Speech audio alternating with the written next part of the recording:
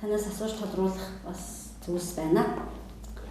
Хүмүүс бидэнд тодорхой хэмжээнд өнгөрсөн түүхээ сөхөж харах, таньж мэдэх, ухаарахыг хичээдэг болсон. Энэ хүлээлт, хүсэл, тэмүүлэл орон зайг юугаар дүүргэж, түүндээ тэр дараа сэтгэл ханжгааг харахад бас ихээхэн дутагдaltaй санагдаж байна. Яг тэр өнөөдөр бид 21-р зуунд амьдарч байгаа хүмүүс дэлхийн ертөнц маш их өөрчлөгдөж, мэдлэг мэдээллийн шинжлэх ухааны ариун их өв туршлага цугласан нөхцөл мэддэг суулгамж нарийн төвхтэй нийгмийн дагаад болон өргөн гүнзгий байхыг мэргэжлийн байхыг шаардж байна. Гэтэл өнөөдөр манайд түүхийн шинжлэх ухаан анхаарсан байдалтай зөвхөн түүхийн ч биш бусад бүхий салбарууд үнэлтэнд оржээ. Байгааг бид нийгмийнхаа бодит байдал дээрээс харж байна. Яагаад би ингэж асуух болов гэвэл саяхан нэг кино үзлээ л дээ. Өнөөгийн ерөнхийлөгчийн тамгын газрын дарга Зэн бол продюсерсэн нэг юм кино байна. Олноо өргөгдсөн төрийн түүх. Энэ нь 1911 оны үндэсний чөлөөлөх хөтөлбөрийн тухай түүнд оролцсон түүхэн хүмүүсийн талаар ийм баримтат уран сайхны юм гэх юм уу? Уран сайхны дундуура дүрслэж жүжигчдтэй тийм кино үзлээ л дээ.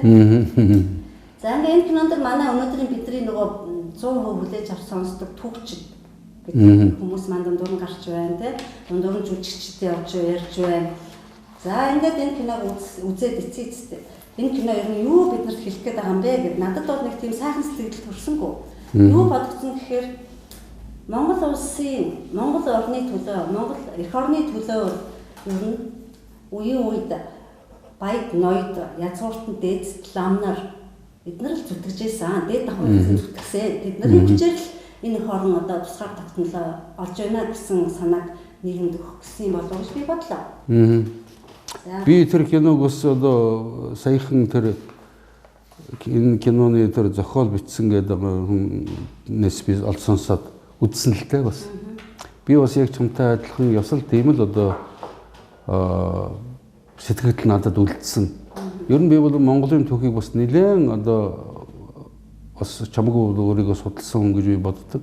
Тэгээ тэрэн дотор бол яригдж байгаа юм бол ердөөсөө хүмүүст өөр ойлголт төрүүлэхээр түүх яриад байгаа юм шиг бодиттой болсон үйл явдлуудыг бол Стралдын хувьд бол яриад байгаа юм шиг одоо ч санагдаж болох боловч нэгдүгээрт бол тэр одоо ч үйл явдлуудыг дандаа өөр байдлаас нь тайлбарлах гэж, гөрдөх гэж, гүтгэх гэж оролдсон. Хамгийн гол үйл явдлуудыг нь дөнгөж нэг хальт дурсах юм уу? Зарим нь бол огт дурсаагүй өнгөрсөн. А хоёрдугаарт бол ямарваа нэгэн одоо чинь ямар нэгэн юмны үр дагавар гэж байдаг бол тэрийг үүсгэсэн шалтгаануудыг нь огт тооцохгүй, тэрийг бол дурдахгүй өнгөрч байгаа нь энэ бол бас л одоо чинь одоо 1990 оноос хойш бол явж ирсэн нөгөө түүхийн гүтгэлэг гэж манайх бол үндсэндээ 28 жилийн турш бид нар чинь түүхөө үндсээр нь гүтгүүлчээд сууж байгаа улсууд шүү дээ бид нар. Тийм учраас бол одоогийн ялангуяа тэр бол манай иргэд одоо нэг үеийн бодвол бас олон юмыг ойлгож ухаарч өөрсдийнхөө иршгийг бол үндэсний иршгийг бол ойлгож ухаарч байгаа. Яг энэ цагдаар бол ялангуяа ийм чиглэлтэй, ийм бол одоо үзэл суртлын, ийм бол тархины угаалга, ийм кинонууд олон болсон харамсалтай л да. Тэгээ тэрэн дээр бол одоо ингээд хүмүүсийн одоо тэднийг бол одоо эрдэмтэн судлаач нарын бүгдээрээ яг юу гэж ямар бол утга санаагаар ямар контекстээр энийг ярьсныг мэдэхгүй. Зүгээр яг биднэрт бол монтажлаад биднэрт бол үзүүлж байгаа энэ хэсгээс нь бол үнэхээр харамсалтай тийм одоо санаанууд тэр хүнийг зүгээр зөөлөн хэлэхэд эндүрл хатуухан хэлэхэд энэ чинь шууд бол гүжиртлэг гөрдлөг байгаад л харамсалтай байна л да. Өнгөрсөн үеийн түүхийг биднэрт таниулж ойлгуулах гэдэг юм биш байхгүй да. Манай иргэд энийг ойлгох хэрэгтэй. Энд чинь өнгөрсөн түүхий чинь янз бүрээр одоо чинь гүтгэж ойлгуулад ирээдүгийг чинь энүүгээр залах гэдэг байгаа байхгүй. Өнгөрсөн түүхээр чинь дамжуулаад ирээдүгийнх чинь бол яг тэр тодорхой бүлэг улсууд өөрснийхөө өдөр хүсэж байгаа тэр голдролоо бол түлхээд байгаагаар бид нар ойлгох хэрэгтэй. Тэгэхээс бол одоо чинь бидний хинэн ч өнөөгийн бидний хинэн ч байгаагүй тэр цаг үе дээр байгаагүй хинэн ч бол одоо баттай нотолж чадахгүй энэ байдлыг бол ашиглаад 20 онд 30 онд 40 онд ийм болж исэн гэж зөвхөн хэсэг бүлэг улсууд тэр улс төрийн өнгө аясаар тэрийг бол одоо чинь ашиг сонирхлоор магадгүй энийг бол одоо захиалгаар энийг бол зориуд бол гутаадаг зориуд бол одоо чинь тухайн тэр хүмүүсийн хийжсэн бодлого үйл ажиллагааг одоогийн одоо чинь энэ баг залуу хүүхэд залуучуудад буруугаар ойлгуулах гэсэн энүүгээрээ дамжуулж Монгол улсын одоо юу гэдэг залуу үе гэдэг бол өнөөгийн залуу үе чинь маргааш Монгол улсын ард түмэн шүү дээ. энүүгээр бол дамжуулан Монгол улсыг бас гадаад улсуудын одоо энэ захиалгаар өөртөө ашигтай тэр чиглэл рүү оруулах гэсэн ийм бол явуулга юм болов гэж харагдсан л да. За хүмүүс ойлгомжтой болох үднэс жишээ авъя л да. Жишээлбэл 1924 оны манай Бүгд найрамдах улсын анхны үндсэн хуулийн 90 ингэж ярьж байгаа юм л да. Бодоогийн боловсруулсан үндсэн хуулийн төсөл нь хэмжээд эрт хаан засагтай байхад чиглэсэн.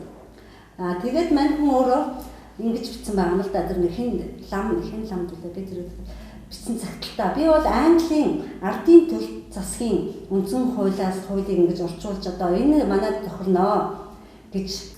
Ингээд энэ батлагдахгүй 1924 онд батлагдахгүй яваад байж.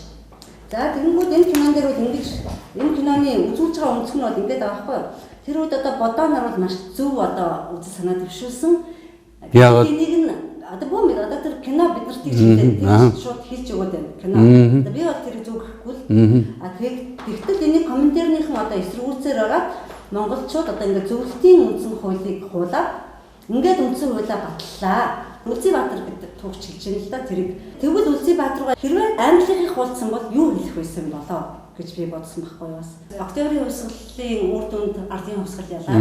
Ингээд энэ Төв Азад, Европоос эхлээд Төв Азад ингээд Оросоос эхлээд ингээд шал өөр нийгмийн тогтолцоо ингээд тэрний хүчээр бид нар ардын төлөвлөсгөө байгуулаад хятаддаа салсан. Ийм байхад Монгол улс хөрөнгөний хууль гаргах ямар ч боломжгүй бөгөөд тэр бол амьдрах чадваргүй. Тэр зөвхөн гадаад байдлаас биш манай Монголын хөлс суурин дээр биелэхгүй байсан. Тэрэн дээр тэр Ренчино гэдэг хүн бол яг зөв байрсаар баримталж байгаа байхгүй. Тэр кино бол шууд энэ Ренчино гэдэг хүн бол маш муухай хүн, комментарны төлөөлөгч гэж бид нар хэлж байна л да. Гэтэл тэр кинон дээр гарч байгаа юмнууд нь ингээд бодит байдалтайгаар зөрчилдөд байгаа байхгүй юу. Хингуй Үлзийбаатаргаа дараа нь бас ингэж хэлж байгаа байхгүй юу. Дараа нь 1919 оноос ингээд 39 он хүртэл ингээд хэлмэтэл явагдсан. Энэ бүх хэлмэтлүүд ер нь 1924 оны үндсэн хуультай хамаатай үзэл бодлоор нь ялгуурлан гадуурж хүмүүсээ ингэж устгасан гэж хэлж байгаа. Тэгэхээр хөрөнгөний чиглэл, социалист чиглэл энэ нь яг манайд аль нь үнэхээр тохирох байсан. Миний бодлоор бол ард түмний дэмжлэг авсан учраас үр дүнгийн харахад бол ойлгомжтой мэдээж тэр нь ялсан байна. Гэтэл одоо энэ хүмүүс буцаагаад ингэж мушгил тайлбарлах. Тэгээд юу шүү дээ. Ер нь бол 1921 оны ардын хувьсгал бол 1911 оны тэр бол одоо хувьсгал гэж тунхагласан энэ үйл явдлаас бол хэлбэрийн хувьд, агуулгын хувьд, зорилгын хувьд шал ондоо ийм хувьсгал байсан гэдгийг бид нар ойлгох хэрэгтэй. 1911 оны бол одоо тэр үндэсний чөлөөлөх хөдөлгөөн гэж яг хожим тэгж нэрлсэн боловч энэ хөдөлгөөн бол Монголын одоо голцоо хар шар пиадлуудын одоо хөрөнгөтний хувьсгал шинжтэй ийм бол одоо өөрчлөлт тунхагласан шүү дээ. Энэ бол байлдан олсон эрх чөлөө бол харах юм биш байсан. 1919 онд ч буцаагаад дундад иргэн улсад тэрийг мөнгөөр худалдсан байхгүй дээ. Энэ кинонд 19 оныг огт дурсан. Тийм яг үн тэгж байгаа байхгүй юу. Тийм учраас ч ийм байгаа. 1911 оны тэр одоо үндэсний хувьсгал гэж бол манайхын одоо энэ неолибералистууд одоо ардчлагч нарын маш их яриад байдаг. Энэ бол цэвэр бол одоо чинь хөрөнгөний шин чанартай. Тэрийг гаргаж ирэх гэдэг. Тийм гол нь хөрөнгөний шин чанартай. Ягаад гэвэл тэр хөрөнгөний би энийг ягаад хөрөнгөний гэдэг чинь дараа нь болсон үйл явдлуудын тэр нийгэмд болсон тэр өөрчлөлтүүдийн татаас авч үзээд л да. Нийгэмд ердөөсөө өөрчлөлт болоогүй байхгүй. Зөвхөн хятадаас олсон боловч Монголын хар шат бядлууд бол Монголын жирийн ард түмнийг бол одоо мөлдсөн хэвээр байсан. Яг энэ л үе байхгүй. Тэгээд бол эдгээр чинь өөрснөө дундад иргэн улсад ягаад бол нөгөө ноёдууд бол цөөхөн бүлэг улсуудын хийсэн зарласан ийм одоо үйл явдал байсан учраас эний чинь бол 1919 онд буцаагаад дундад иргэн улсад өөрийнхөө бол одоо тэр тусгаар тогтнолыг шүү дээ. Яг тэд нар өөрсдөө тусгаар тогтносон гэж байгаа боловч өөр ямар нэгэн улс тэрийг хүлээн зөвшөөрөөгүй байсан байхгүй 1911-ээс 19 оны хооронд. Гэтэ бол тэр чинь 1912 оны Монгол Оросын бол одоо Орос Монголын гэрээг бол дурцах хэрэгтэй л да. Тэрэн дээр бол Орос улс манай улсыг тухайн үеийн бол одоо чинь статус квогийн хадгалаад автономит юм байна, автономит хэрэгтэй юм байна. Тэгвэл бол бид танаа улстай бол эдийн засаг бол бусад худалдааны ийм юмнуудыг хөгжүүлэх гэсэн ийм бол гэрээг бол хийсэн шүү дээ. 1912 онд хийсэн байгаа. Тэр гэрээ нь бол үндсэндээ Монголын талаас ингээд аваад үздэг юм бол маш их ашигтай гэрээ байсан. Яг бол одоо тэр чин гүрэн бол одоо ингээд мөхсний дараа бол гарч ирсэн энэ дундад иргэн улсаас хятадын бол одоо улсаас тусгаарлах хамгийн анхны бол одоо чинь тий одоо бичиг баримт улс төрийн бол бичиг баримт болсон байхгүй юу. Нэгдүгээрт А хоёрдугаард бол тэрийг чинь эргүүлээд энэ засгийгаа бол 1919 оны өдөр балин цэрэнд орж энэ митийн Монголын хар шарпиадлууд чинь хятад лам мөнгөөр худалдсан байхгүй. Тэр үеийн бол дуу байдаг шүү дээ. Нэг улсаа бол уут мөнгөөр худалдсан бол ноёдууд гэж ярьж ирсэн. Тийм үү? Энийг бол ойлгосны дараа бол 1911 оны хувьсгалаас зорилгын хувьд, хэлбэрийн хувьд шал ондоо 21 оны хувьсгал бол үнэхээр бол монголчуудын нөгөө доороо хөлтөө ард олон өргөн олон нийтийн бол дэмжлэг хүлээсэн өргөн олон нийт оройлон оролцсон ийм бол шинжтэй жинхэнэ ардын хувьсгал байсан байхгүй юу? Ард түмний хувьсгал байсан. Энэ хоёр ч бол ойрхон болсон хувьсгалын боловч нэг нь шал өөр хэлбэртэй, өөр зорилготой. Тийм учраас бол 1921 оны хувьсгалын дараа үнэхээр бол одоо урд нь байсан хамгийн гол нь бүх тэр одоо мүлжилгүүдийн тэр хэлбэрүүдийг бүгдийг халах ийм бол үйл ажиллагаа явуулсан шүү дээ. Одоо тэр үед ч бодохдоо зэрэг бол үндсэндээ нэг гэр бүлүүд өчнөн олон мянгаар нь малтай үлдсэн хэсгүүд нь ард түмнүүд нь үгээгүй ядуу байсан. Чи бол ялангуяа манжин тэр үед чинь бүх одоо чи хушуу ноёдууд нь тийм үү өр тавьчдаг. Тэгээд хушууныхан ардуудаар төлөвлөдөг ийм бол систем байсан шүү дээ. Тэр системийг нь бол нэгдүгээр талсан. Хоёрдугаар бол тэр өмчийн хамгийн гол нь харилцааг бол тэр шудраг болсон харилцааг бол эвдэхийн тулд чинь тэр лам ноёдын гар дээр бол ард түмнүүдэд сугалцсан байсан ард түмний тэр хөдөлмөр хүчээр бий болсон тэр мал сүргийг бол ард түмэнд нь эргүүлж авч өгсөн байхгүй да. Тэр юмнуудыг чинь нийгэмчлэлээ одоо чинь хүний хувийн өмчийг хураалаа гэж энэ тэр бол одоогийн одоо энэ эх орноо зараад байгаа энэ неолибералистууд чинь ингээд орилоод байгаа байхгүй да болно.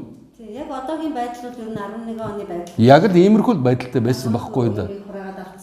Тэгэлгүй яах юм. Тэгээд бол хамгийн гол нь тэр үеэс чинь эхлүүлээд монголчуудыг бол бүх хүмүүсийг бичиг үсгтэй болгоё. Монголын ард түмнээ бол эрүүлжүүлээ гэсэн ийм бодлогоодыг яваад ирсэн. Тэгээд бол энэ 1921 оноос 1924 оны хооронд богд хаант Монгол улс гэж байсан шүү дээ. Энэ чинь Монгол хаантай байсан учраас тухайн үеийн бол нөхцөл байдал дотоодын хүмүүсийн уур амьсгал сэтгэхгүй бол бас хаан гэдэг одоо чинь улсын тэргүүн гэдэг утгаар нь бол байлгаж зөвшөөрсөн. Тэгээ 1924 онд чинь богд хааныг нас барсны дараа чинь эн чинь жинхэнэ бүгд найрамдах засаглалыг байгуулах болсон тийм биз? Бүгд найрамдах засаглалыг байгуулахад чинь хамгийн гол нь бол тэр төр барьж байгаа улсууд үе үеийн ер нь Монгол төр бол ард түмэнтэйгээ гэрээ байгуул. Нэг үгээр хэлбэл үндсэн хуулийг хийх шаардлагатай болсон байхгүй юу? Тэгэхэд бол чи бол ярьж тэр дотор Английн бол одоо чинь ардын төрийн засгийн одоо үндсэн хууль гэж нэгдүгürt Англид өрдөөс хизээч одоо ч Англид ардын төр байхгүй. Англи бол цэвэр олигархийн төртэй. Олигархийн төр гэдэг бол хөрөнгө мөнгөөр бол дамжиж одоо чинь засгийн эрхэнд бол гарч ирсэн засгийн эрхэнд бол одоо бөөгнөсөн ийм одоо бүлэглэлийг хэлж байгаа шүү дээ. Одоо бол Английн бол одоо чинь тэр нөгөө лордын танкын өнтер гэж одоо ч ирсэн байгаа шүү дээ ер нь. Одоо нэг 900 гаруй гишүүнтэй. А нэгдүгээр хоёрдугаар бол Английн төр чинь ардын төр биш. Яг бол тэр үеийн хаан чинь зөвхөн тэр хааны гэр бүлд төрсөн гэдэг энэ удаа юугаар удам залга явдаг хаан засаглалтай. Тийм учраас зөвхөн тэр улсуудын ашиг сонирхлыг хамгаалсан ийм бол үндсэн хууль гэж нэртэй тийм бол одоо хартиг л яриад байгаа шиг байна л да. Тэгээс бол одоо хүртэл бол өнөөдрийн одоо 2018 оны хүртэл Англич нь өөрөө бол Израиль Англи хоёр ч нь хоёулаа бичигдсэн одоо чинь манай үндсэн хууль энэ байна гэдээ гаргаад ирэх үндсэн хууль байдаггүй байхгүй да. Нэг үгээр хэлдэг бол Английн одоо чинь тэр төр засаг нь ард түмэнтэйгээ одоо хүртэл гэрээ байгуулаагүй байхгүй да. Магадгүй эдгээр тэгвэл бас энэ бодоогч хөдөлгөж магадгүй юм шиг. Тэгэлгүй яах юм бэ? Гол нь ер нь бол одоо би ингэж байгаа би хараа тэгэлгүй яах юм бэ? Одоогийн тэдний болоод хүслээ. Би бол энийг бол сая л зүгээр тэр одоо кино дээрээс бол халт харсан байхгүй юу. Тэгвэл зэрэг чинь эдгээр бол ингэж дээ шүү дээ гол нь. Англи бол одоо биднийг бол авч явах ёстой. Англиг л бол дагадсан бол одоо аж аргалын бол юунд хүрэх ёстой гэж ингэж ийм юм яа. Эдгээр бол 28 жилийн өмнө яг энэ бол өрөөг л явж ирсэн тийм бид. Өнөөдөр ямар байдалд орсон байгааг мэдж байгаа. Английн компаниуд бол манай одоо тэр оюу толгой бусад бол том байгалийн баялагийг бол яаж ловердэн авсан байж байгааг хүн бүхэн харж байгаа шүү дээ. Тийм улсын үндсэн хуулийг авцар тавьсангүй тэгээд хамгийн гол нь нөгөө комментарийн үндсэн хуулийг авсан учраас гэж байгаа байхгүй да. Авсан учраас одоо юу гэдгийг хэлмэгдүүлэлтэнд хүрсэн гэж байгаа. Тэр үед чинь ер нь бол үзэл сурталын хувьд гэж. Хүний үзэл бодлоор нь одоо чинь хавчихгүй гэдэг байгаа шүү дээ тийм үү? Хамгийн хавчдаг улсууд чинь одоогийн бол энэ капиталист улсууд шүү дээ. Тэнд бол өрдөөс хүмүүсийг ямар нэгэн бол одоо юу гэдгийг өөр үзэл бодлыг телевизээрээ радиогаараа гаргадаггүй. Хэвлэл мэдээллийн хэрэгслүүд нь тийм үү? Ямар ч бол одоо тэрийг хүргдэггүй байхгүй да. А гэхээс бол мэдээж бол одоо жишээ нь ийм дэвшил бодолтой хүмүүс сэхэтнүүд бол тэнд бол олон байгаа л да. Тийм байсаар байтал чинь тэрийг бол зөвхөн асуудлыг бол дандаа ингээд эдгээр нэг талаас нь авч үзээд байгааг бол бид нар бас анзаарах хэрэгтэй байхгүй да. Эдгээр бол андуурч эндүрчж магадгүй зарим хүмүүс бодож байгаа бох. Нүгэлэгтээ эдгээр чинь андуурч эндүрлэхдээ дандаа тэдэрт ашигтай дандаа чинь англосаксуудад ашигтай байдал руу андуурдаг байхгүй юу? Эндүрдэг байхгүй. Энийг бол бид нар бол маш сайн ойлгож байгаа юм. Тийм учраас бол эднэрийн одоо өнөөдрийн одоо Монгол улсад явуулж ирсэн урд нь бол одоо үндсэндээ манай социалист бүтээн байгуулалтын асар их олон бол одоо бидний хүрсэн байсан өндөрлөгөөс бид нар чинь үндсэндээ бол манай хөгжил бол үнэхээр 50 жилээр хурцаад байгаа байхгүй юу болно. Бид нар бол одоо 1990 оны байдалтай ч гэсэн өнөөдөр одоо юу гэдгийг өнөөдрөөс хэдэн 100 дахин илүү байхгүй юу болно. Бид нар чинь одоо санаж байгаа үстэй одоо чинь зарим хүмүүс санаж байгаа ажилчны орон гэж байсан тийм биз? Бүхэл бүтэн бол малын гаралтай бол арьс ширээ боловсруулдаг тийм үү? Одоо жишээ нь бол тэр савхны үйлдвэр, шивротын үйлдвэр одоо чинь бүх ноос ноолрын үйлдвэр, ноос ноолрыг eerдэг, мөн ноос ноолроор юм шүлждэг, хивс хийдэг, одоо нэхийдэл хийдэг, савсан цамц хийдэг ийм байсан шүү дээ. Одоо бол юу байгаа? Юу ч байхгүй болгоцсон шүү дээ. Бид нэр тэгсэн мөртлөө бол одоо чинь юу гэдгийг Монголын одоо чинь баячууд өөрснөө барыг нийлжээж одоо Монгол төрийн сан хөмөргийг бий болгосон мэтийн ийм балаан юм яриад сууж байгаа байхгүй да. Тэгэхээр зэрэг чинь манай одоо залуучууд өөрснөө юм уншдаггүй асуудыг бол одоо үнэхээр эднийг ёстой цагаан цаасан дээр юу ч зурсан яад ингэж ийм байдлаар ард түмнийгаа бол одоо босож ингэж доромжиж харьцах болохгүй л дээ. Дундуур нь жүжигчүүдтэй тэрэн дээр жишээлбэл ингэж байгаа чой болсон банд үг байгаа. Одоо бас бүх юм Оросын ясаар болно доо. Үнгүүд данцсан. Ер нь тэгээд цаашдаа бидний хэдэн амьд үлдэх юм бол доо гэсэн чинь чой бас нэг л амьд үлдэх байх таа гэдэг. Тийм ийм худлаа юмнуудыг бол хажууд нь нөгөө тэр хоёрыг дэрэг чинь хажууд нь лаваараа зогсож ирсэн юм шиг тийм биз дээ.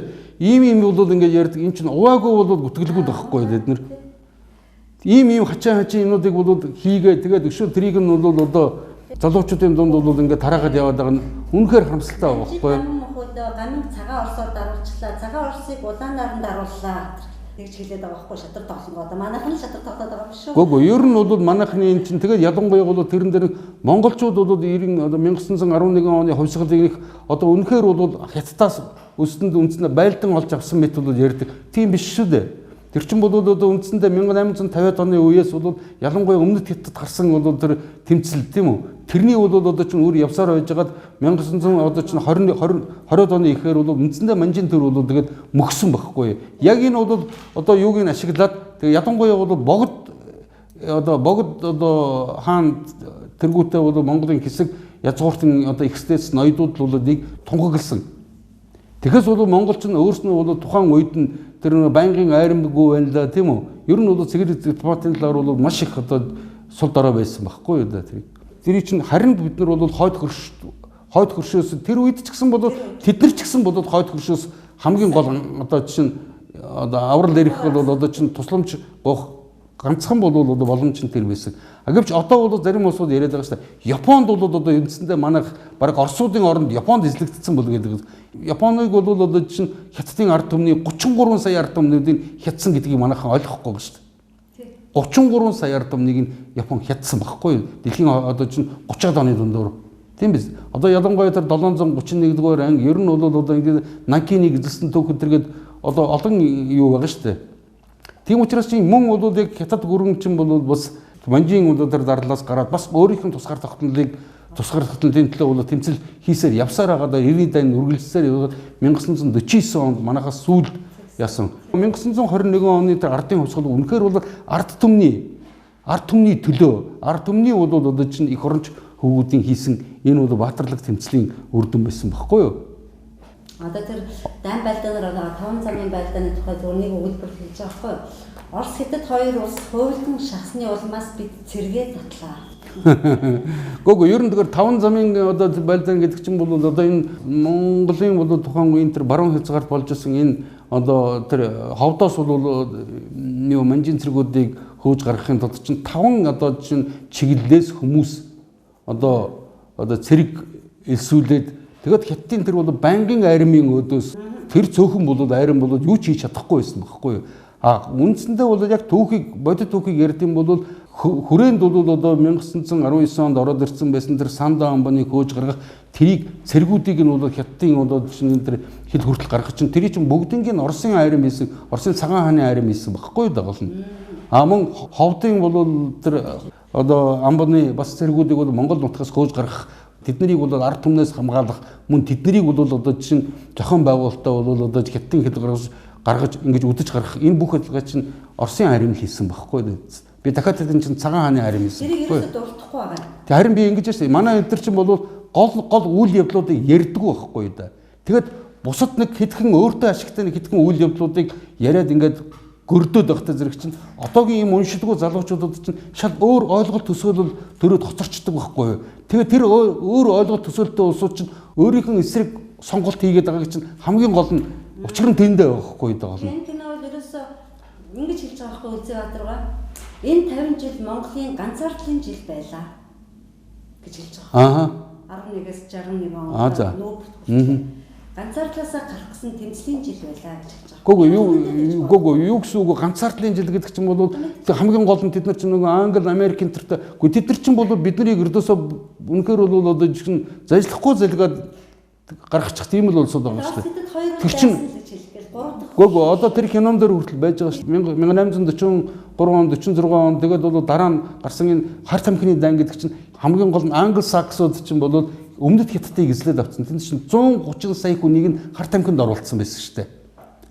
Одоо чинь бол өөрийн колони байж байгаа энэ бол одоо өнөөгийн одоо энэ Шри-Ланк тэр Цейлон тэгээд цаашлал бол энтгийгээс хар тамхи зөөгөөд хятад авчирч бол зараад хятадуудаас нөгөө өндөр үнэтэй Европод өндөр үнэтэй байсан торог одоо бусад одоо чинь цай те тэгээд одоо энэ шаазан эдлэл мэдлэл мөнгөн юм бүү энтрийг нь бол ер нь тийш нь зөөж тэгжэл байж бол өнөөгийн бол одоо энэ одоо Их Британи гэж бол улс байгаа шүү дээ. Би энэ дээр бол ингээд 1704 онд чинь өөрснийгөө Их Британи гэж нэрлсэн байхгүй юу?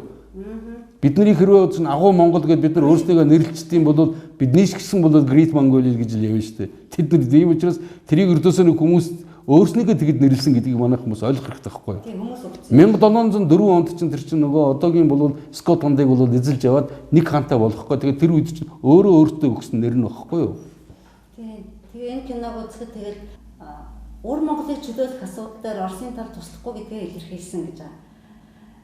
Уур Монголын асуудлыг бол би бас яалсан та уур Монголын асуудал ер нь бол одоо чинь ялангуяа тэр 1640-с 1698 оны хооронд бол манай яг үндсэнд өмнөдөө хэлэхэд манай Монгол ноёдуудын нэг хэсэг нь нөгөө хэсгийг даруулахын тулд чинь Манжин хааны цэргээр даруулсан шүү дээ. Тэрнийхээ оронд бол биднэрт бол шарын шашныг авсан байхгүй юу. Би энэ дэр нэг гол юмыг бол бас хүмүүст би хэлье. Тэгэхэд чинь бид нар бол цэргийн хүчинд дарагдаагүй байхгүй юу да. Манай Монголын их стэйцүүд урвсан байхгүй юу да. Тэгжээж бол одоо чинь бид нар өөрсдөө Манжин дагаар орсон байхгүй юу. Ноёдууд нь өөрсдөө энэ ардуудаа дагуулж орсон байхгүй Манжин дарлал. Тэгэхэд бол одоо чинь ойрдын одоо энэ галдан ингээд түүхэн бас мундаг улсууд байдаг. Тэд нар бол үнэхээр бол яг тэмцэл хийж ирсэн байхгүй юу да. Тийм ч учраас Монголын энэ дээр бол газар нутаг дээр бол Улиастай ховдод Манжин амбаны цэргнүүд одоо тэнд олон хятад цэргийн 10,000 одоо цэрэг бол одоо чинь Улиастад байсан байхгүй юу? Тий. Ягаад бол баруун талд нь тэд нар бууж өгөхгүй байсан байхгүй юу? Тийм учраас цэрэг оруулж ирсэн.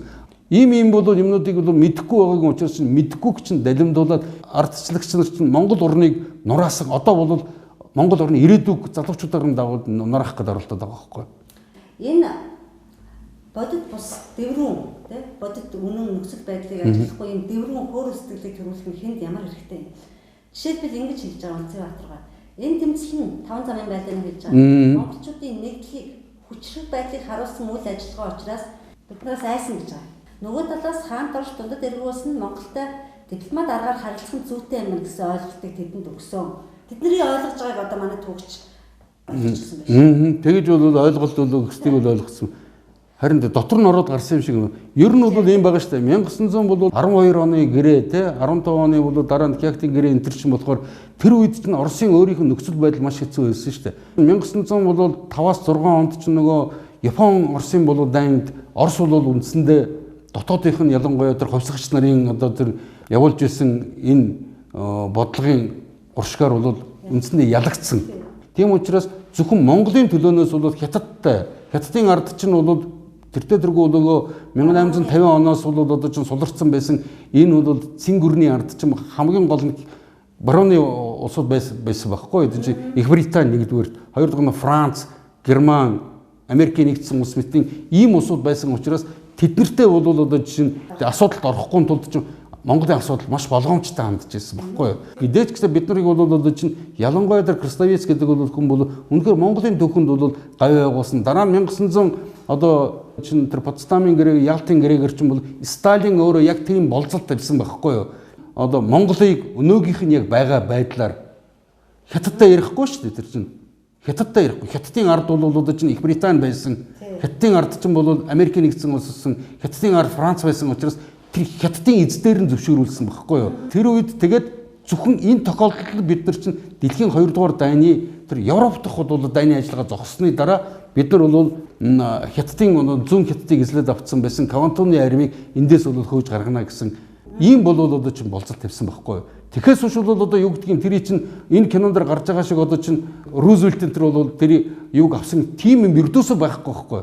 Ингээд энэ түүхчид гэдэг чинь ингээд хараа түүхчид гэдэг чинь бүгдээрээ ингээд худлаа бургагч нар болчиход байгаа байхгүй юу. Корстовецыг дурсаж байгаа юм. Гэхдээ ингэж байгаа. Тэр цагтлаас нь харагдвал Корстовец Бээтэнд сууж исэн. Ер нь Монгол улсад ажиллахдаа Хятадын эрх ашиг төлөөлж исэн гэж авсан. Үгүй шүү дээ. Тэр чинь бол өөрөө бол ердөөсөө Санкт Петербургийн тэр бол гадаад харилцааны тэр сургуулийг төгсөхдөө тэр чинь өөрөө дорн дахныг судлаач гэсэн. Тэгэхдээ дорн дахны ер нь Орос чинь өөрөө тухайн үедээ ч гэсэн бол том их гүрэн байсан учраас тэр чинь Монголын асуудлаас илүү тэр үед бол Хятад улс бол мэдээж том гүрэн тооцогддог байсан.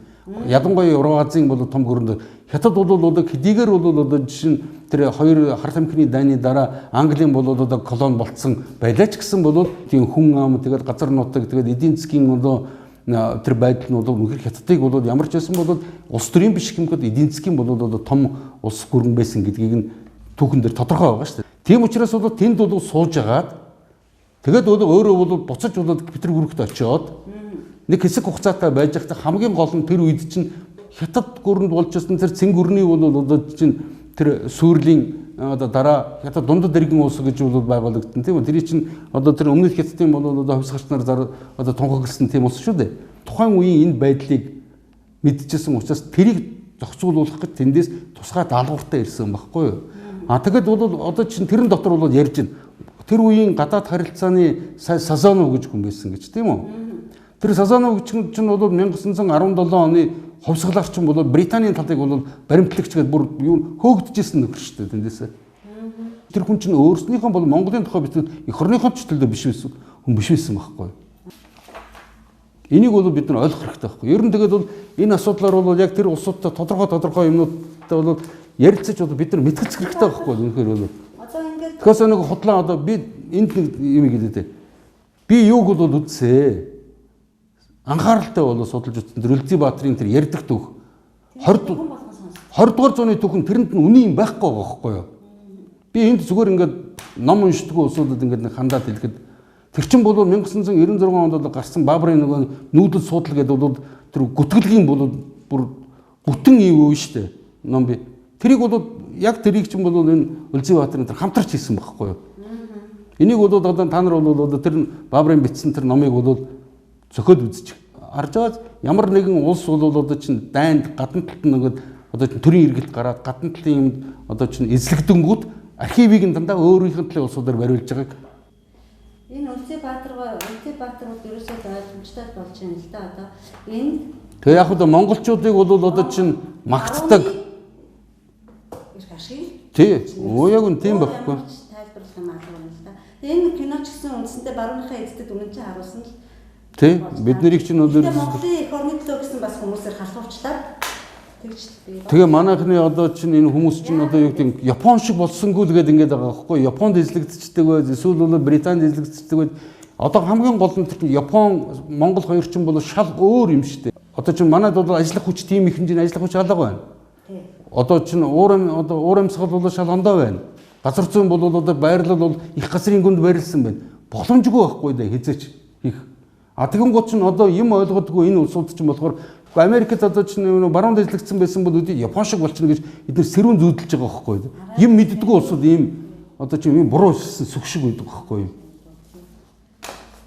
Тэнэгч гэмээр юм уу?